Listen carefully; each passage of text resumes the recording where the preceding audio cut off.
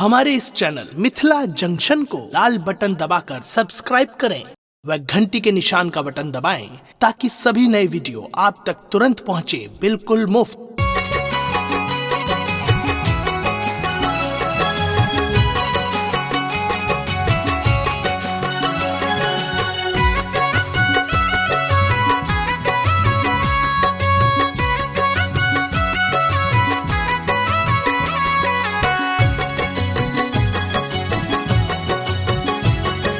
अपने सुन रहल छी गंगा कैसेट के प्रस्तुति। सिया संग रघुबर चुमान देखू सखिया, सिया संग रघुबर चुमान देखू सखिया, चुमान देखू सखिया, चुमान देखू सखिया, चुमान देखू सखिया, चुमान देखू सखिया, दुल्हा मधुर मुस्कान देखू सखिया, सिया संग रघुबर चुमान देखू सखिया।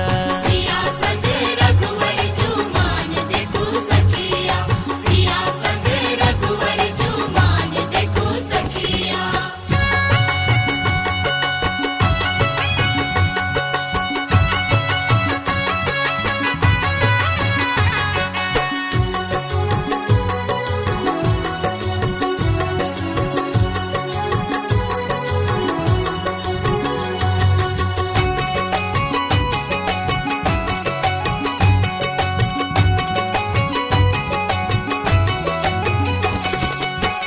आंगन चानन नीपू कौशल्या, आंगन चानन नीपू कौशल्या, आंगन चानन नीपू कौशल्या, आंगन चानन नीपू कौशल्या, गजमोती अर्पण चुमान देखू सखिया, गजमोती अर्पण चुमान देखू सखिया, दुल्हा मधुर मुस्कान देखू सखिया, सिया संग रघुबर चुमान देखू सखिया। सिया संग रघुबर चुमान देखू सखिया, सिया संग रघुबर चुमान देखू सखिया।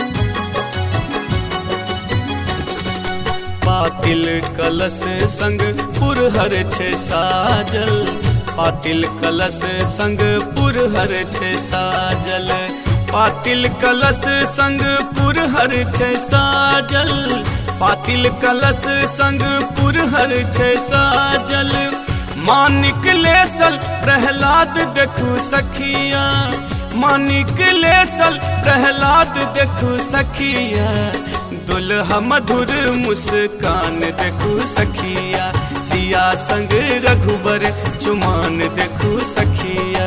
सिया संग रघुबर चुमान देखू सखिया, सिया संग रघुबर चुमान देखू सखिया।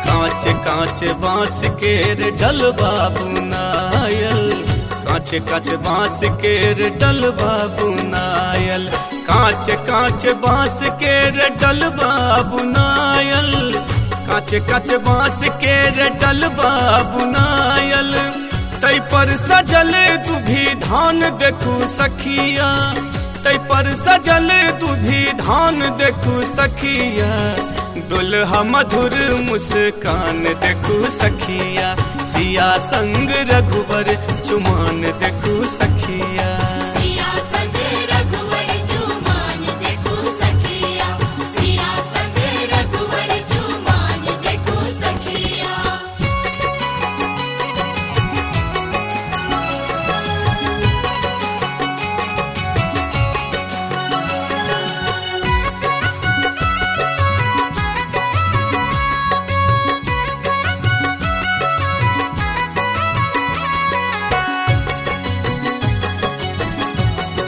अपने सुन रहल छी गंगा कैसेट के प्रस्तुति।